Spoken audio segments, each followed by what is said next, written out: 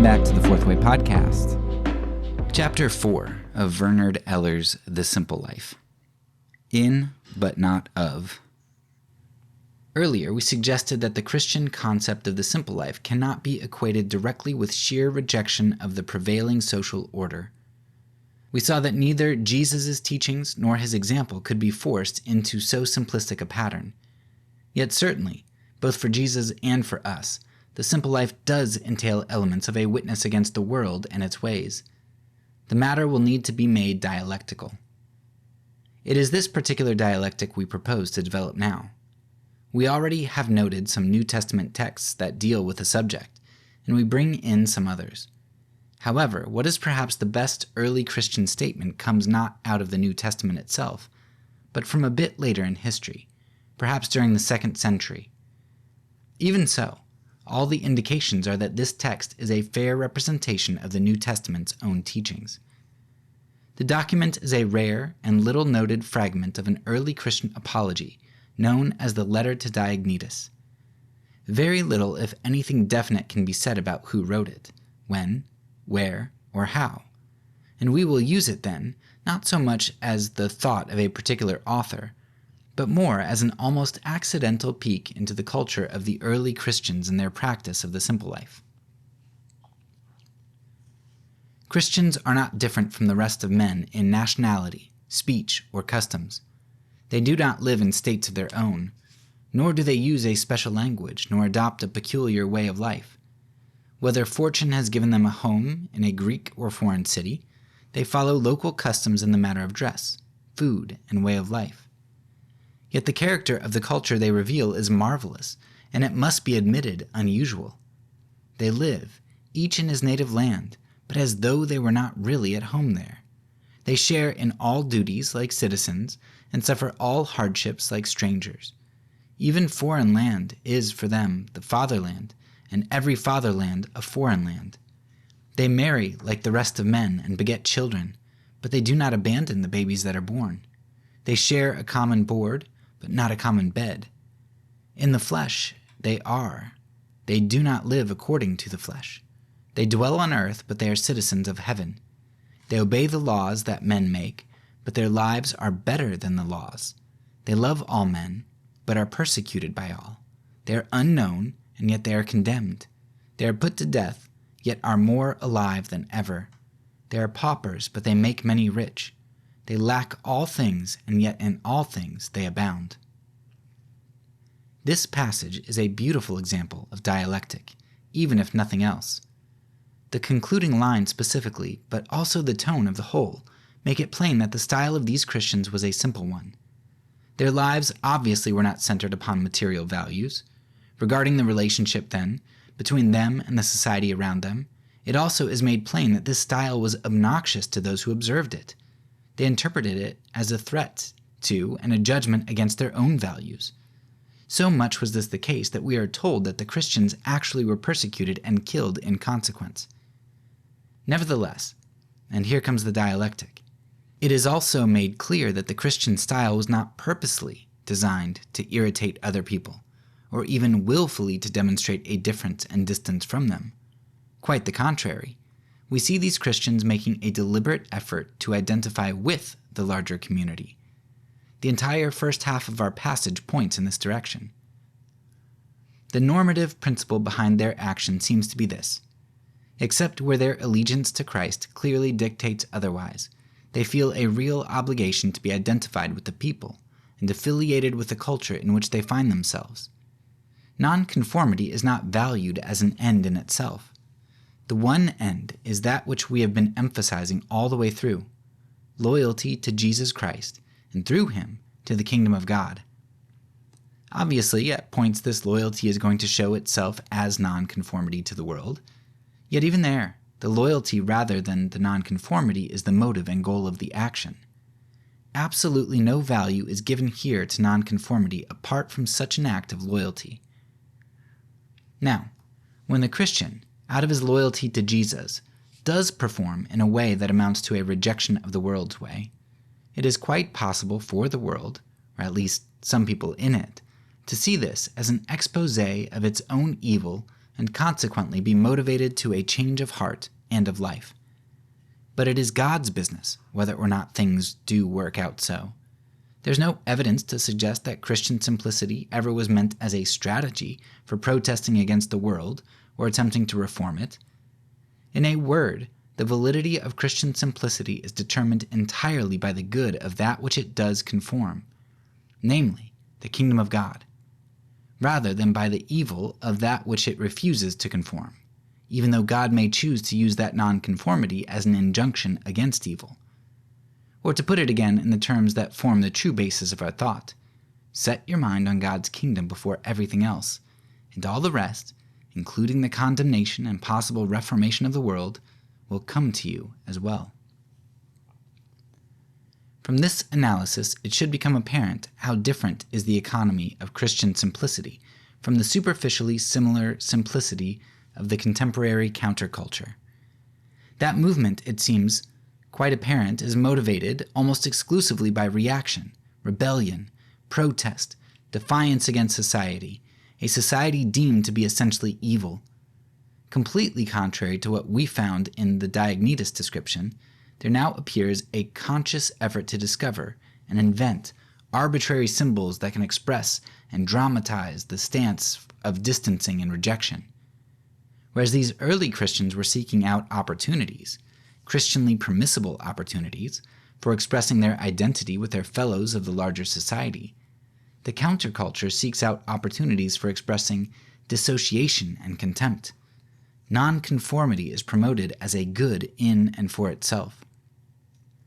Behind this difference, of course, lies the fundamental discrepancy that the counterculture lacks a positive center.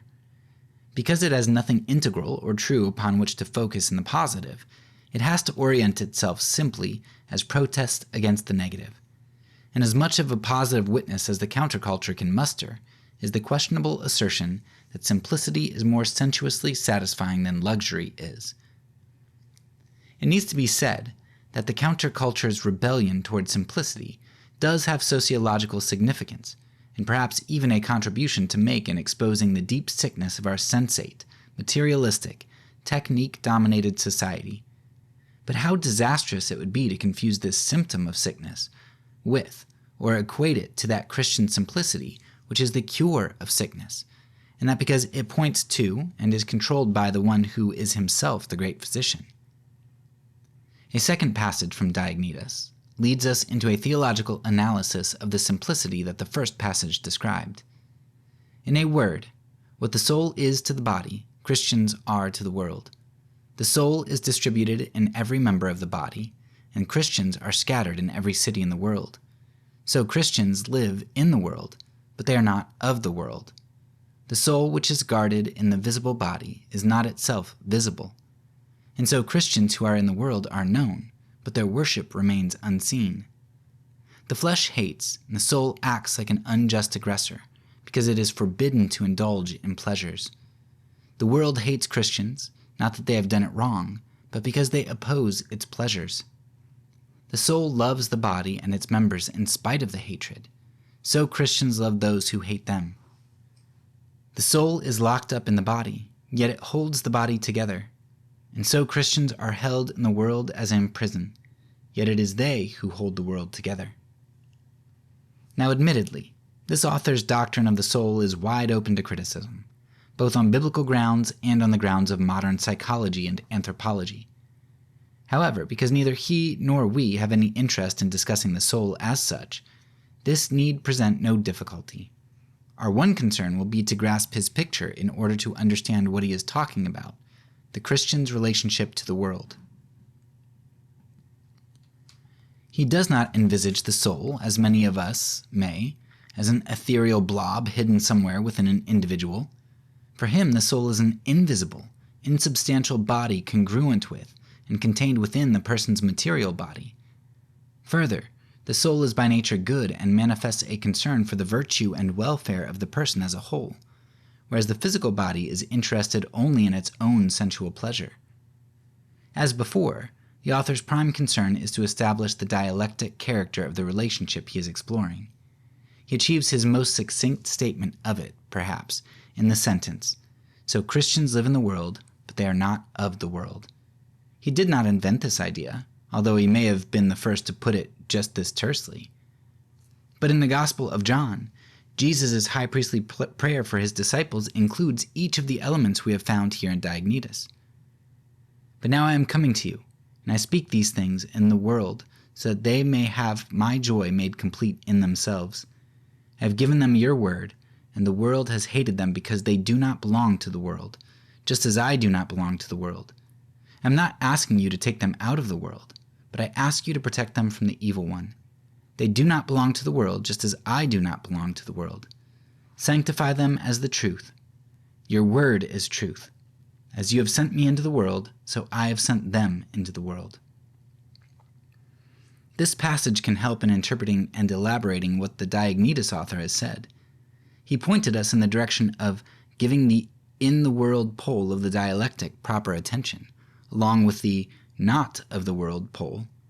But Jesus makes it specific that his prayer is precisely not that his disciples should be taken out of the world. Yet truly, the evidence suggests that what we have called countercultural simplicity does represent an attempt to get out of the world. No, not out of the natural world, of course, but out of the world of human society. The prevalence of drug use in this culture is perhaps the clearest indicator that this is the motivation involved. But Jesus, too, is talking about the human world rather than the natural world. The final sentence of our John text makes this plain. To say that Christians be in the world implies much more than the simple-minded observation that in the world is where we happen to be, and that we ought not to try and fight the fact. Far from being merely an unavoidable fact of our existence, Jesus insists that Christians be in the world because he himself sent them into the world just as God sent him into the world. The Christian way of being in the world, then, is the way of conscious and deliberate religious commitment rather than the way of automatic and inevitable happenstance. And thus voluntary association in the world of men can be the only possible intention behind Jesus' words. It goes without saying that God sent Jesus into the world for no other purpose than to love, serve, suffer with, and suffer for the men he found there. It follows indubitably that Christians are sent into the world with the same assignment. Now, it obviously is impossible to communicate love and concern for one's fellow man unless one is willing, at the same time, to communicate the desire to understand, feel for, become involved, and even identified with him. In that regard, Jesus' own ministry was so effective that the New Testament can say of him, "For we do not have a high priest who is unable to sympathize with our weaknesses, but we have one who in every respect has been tested as we are, yet without sin." The calling of the Christian impels him to be working every bit as hard at being in the world as at being not of it. In fact, just as soon as one of these tasks is disregarded, the other loses its validity at the same time. Many Christians have become so good at being in the world that there no longer is any evidence of their being not of it. That's worldliness, and that's bad. But the situation isn't helped when those of the counterculture overreact to that hypocrisy, become so scrupulous about being not of the world that they fail any longer to be in it. That's self-righteous contemptuousness. That's bad too. And it is a hypocrisy of its own sort. The Christian's not of the world simplicity will offend people. Both Jesus and the Diognetus author make this clear. Yet the Christians love these very same people, knows that he is one of them, and wants to be known as one of them. Even though they find his action offensive, it is not that he wanted it to offend them. He was not out to bug them and takes no satisfaction in the fact that they got irritated. In this regard, one of the most questionable assumptions behind the counterculture and its Christian camp following is the idea that one helps people by getting them riled up and pushed out of shape, or that any of us is wise and righteous enough to administer such therapy. Now, if at times, as I fully believe is the case, a person's becoming offended does turn out to be the occasion for achieving new insight and is coming to repentance, still, this is an outcome that had better be left in the hands of God. The Christian, it seems clear, is called to express his love of the neighbor in a more direct and unambiguous way, in a way that the neighbor himself will recognize as love. Christians love those who hate them, and it is these Christians who hold the world together. This is what the Diognetus author tells us, rather than that they are those who seek to work at tearing it apart in hopes of getting it all together.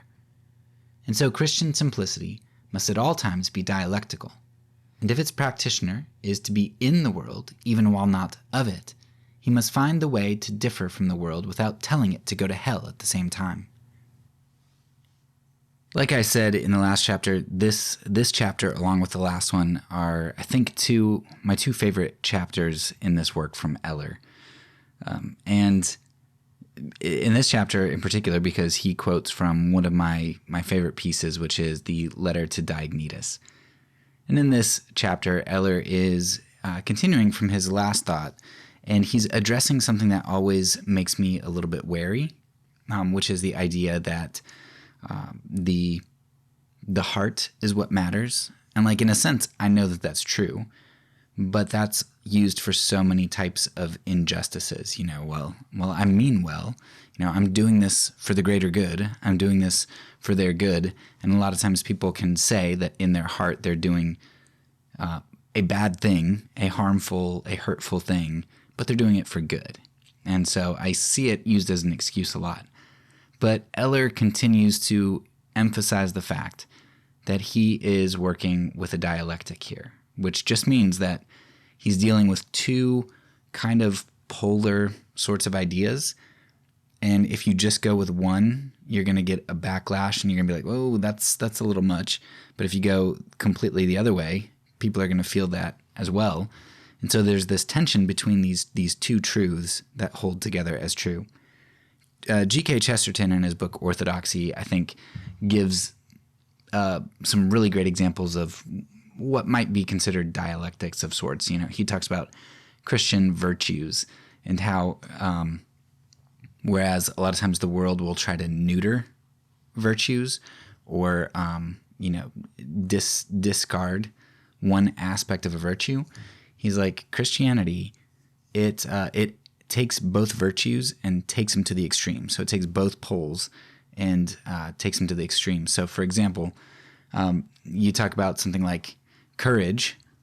Courage is something where you have to have a reckless abandon of your life, like you've given your life up as completely lost, but at the same time, that gives you the strength to fight with the utmost vigor and desire to overcome.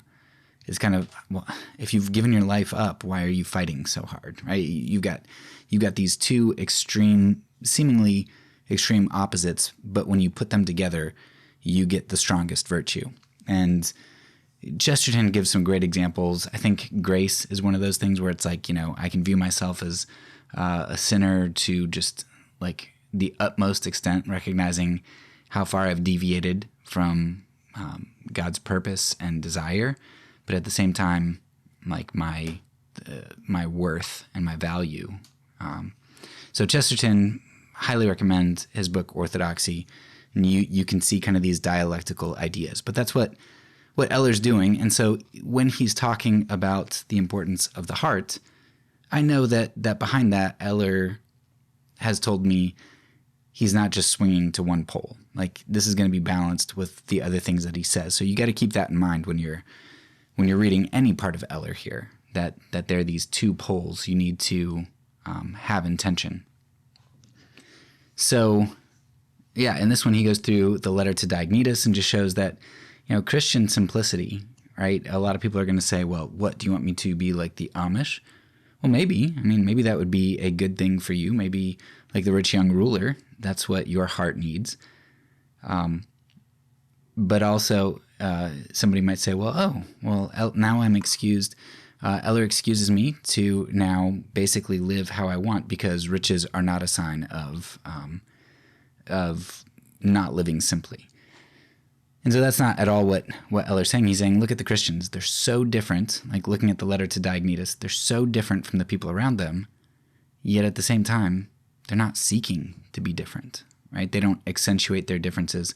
They try to live among the people and be like the people, yet they have these significant distinctions where necessary. And so that's what Eller's trying to point out as far as simplicity goes. He's like, it's not just going and getting rid of everything and living in a Bruderhof community or something. I mean, maybe that's not necessarily a bad thing, but that's not the only version of simplicity. At the same time, you could have a lot of objects, a lot of wealth, perhaps, but your life might not really look that way either. But just because somebody else's looks that way doesn't mean that you can necessarily judge them for that. There's certainly fruit that we can look at and we can question, and we can guide brothers and sisters to be reflective. But we need to be very careful about the way that we're judging, and our tendency towards swinging towards each pole, but also our tendency to judge what we think is one pole or the other, because we think that our judgment is accurate. So taking a look at the letter to Diognetus is great. I loved it. And I think this chapter really highlights the aspect of dialectic and how that's so important for us as we assess our own lives and how to live. So that's it for this chapter. Come back next week for chapter 5. That's all for now. So peace, and because I'm a pacifist, when I say it, I mean it.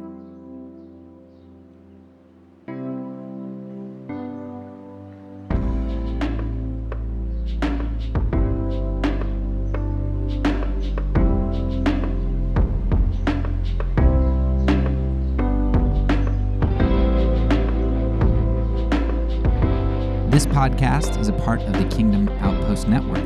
Please check out the links below to find other great podcasts and content related to nonviolence and kingdom living.